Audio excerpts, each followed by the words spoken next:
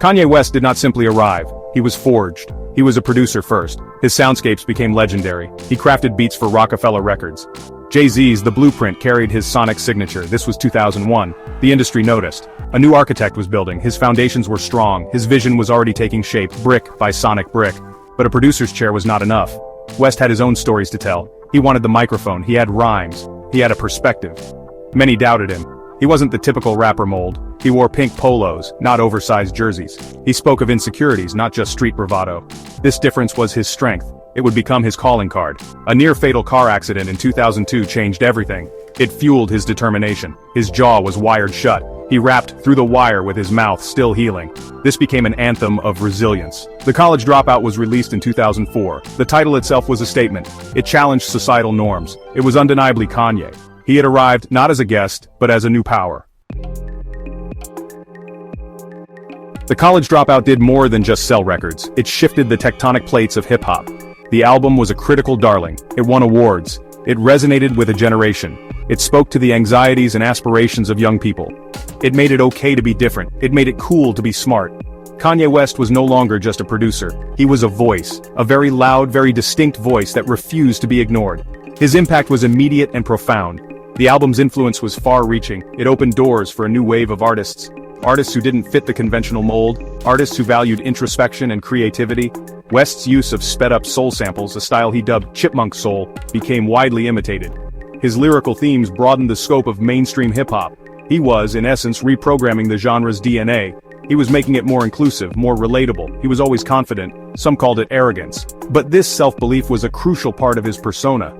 He famously proclaimed himself a genius. He backed it up with the work. He understood the power of narrative. He crafted his own.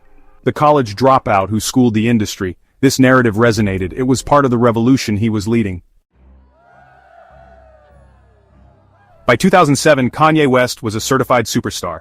His third album, Graduation, marked his ascent to the apex of global fame. This was a different sound. It was more electronic. It was stadium-ready. Anthems like Stronger, sampling Daft Punk, dominated airwaves worldwide. He was no longer just a hip-hop artist. He was a pop culture phenomenon. He was experimenting with bolder colors, both sonically and visually. His ambition was palpable, infectious even. Graduation was pitted against 50 Cent's Curtis in a highly publicized sales battle. West won, decisively. This was more than just a commercial victory. It signaled a shift in hip-hop's landscape. The era of street-centric gangsta rap was waning. A new era of more eclectic, pop-infused hip-hop was dawning. Kanye West was at the vanguard of this change. He was leading the charge. He was redefining what it meant to be a successful rapper in the 21st century. His artistic vision extended beyond music. He became a fashion icon. His style was meticulously curated. He embraced high fashion. He collaborated with designers. He was building not just a music career but a multifaceted empire. He was thinking about legacy, about cultural impact.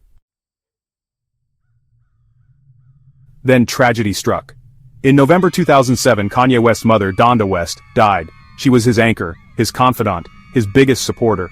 Her loss was devastating. It plunged him into a period of profound grief. The vibrant colors of Graduation seemed to fade. A new, more somber palette emerged.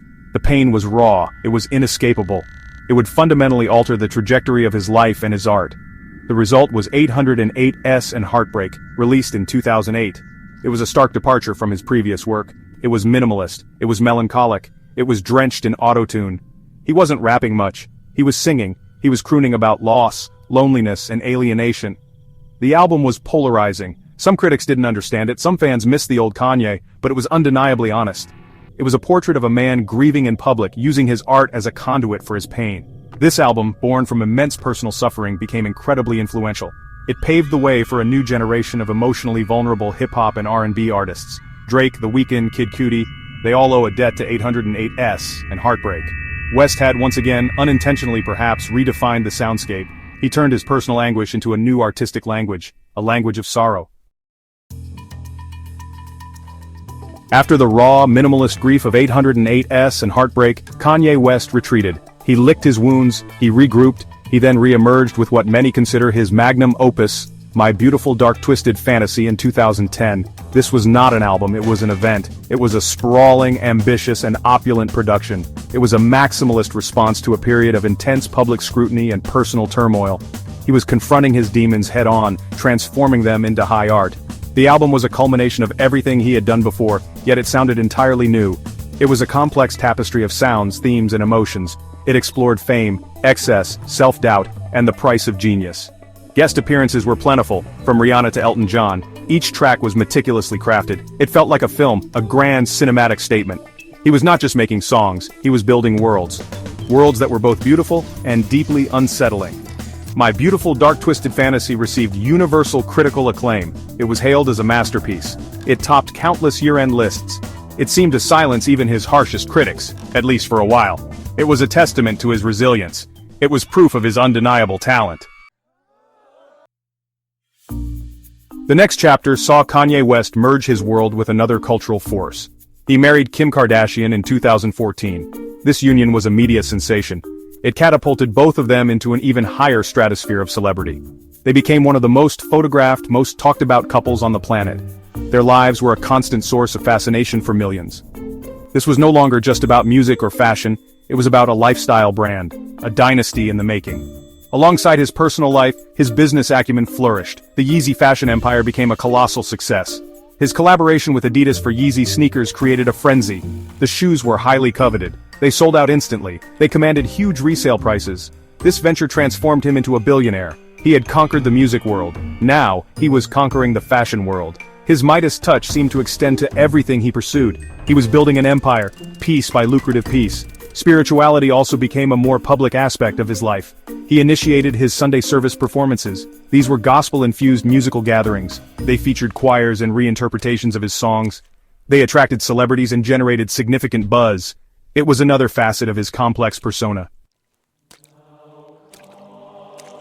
The Sunday service events continued to grow in scale and ambition. They moved from intimate gatherings to large outdoor performances, including a notable appearance at Coachella. These were not traditional religious services, they were uniquely Kanye. They blended gospel traditions with his own musical sensibilities. They were a spectacle. They were a statement. For some, they were a profound spiritual experience. For others, they were another example of his evolving and sometimes perplexing public persona. Then came the 2020 US presidential campaign. It was an unexpected move. Many dismissed it as a publicity stunt. Others saw it as a sign of his growing detachment from reality. His campaign rallies were erratic. His policy positions were often unclear. He ran under the birthday party banner. He secured ballot access in only a handful of states. It was a chaotic and ultimately unsuccessful bid for the highest office in the land. It raised more questions than it answered about his state of mind. This period also saw increasing concerns about his mental health. The unraveling accelerated dramatically in October 2022. A series of anti-Semitic posts on social media ignited a firestorm. His remarks were widely condemned. They were not isolated incidents. They were followed by further controversial statements in interviews. He appeared on Alex Jones's InfoWars, where he shockingly expressed admiration for Adolf Hitler. The backlash was swift. It was severe. The man who once revolutionized hip-hop was now mired in a deep, self-inflicted crisis. The corporate world reacted decisively. Adidas, the partner behind his lucrative Yeezy brand, terminated their collaboration. This was a massive financial blow. Gap and Balenciaga followed suit. These were not just business decisions, they were moral stances. Forbes magazine removed him from their billionaire list. The empire he had painstakingly built began to crumble. The partnerships that had defined his commercial success were severed. The consequences of his words were stark and immediate. He was suspended from major social media platforms like Instagram and Twitter, now X. His ability to communicate directly with his vast audience was curtailed. So, what is the legacy of Kanye West? The question hangs heavy in the air. Is he a misunderstood genius, a victim of his own mind and the pressures of fame? Or is he a fallen prophet, someone who squandered immense talent and influence?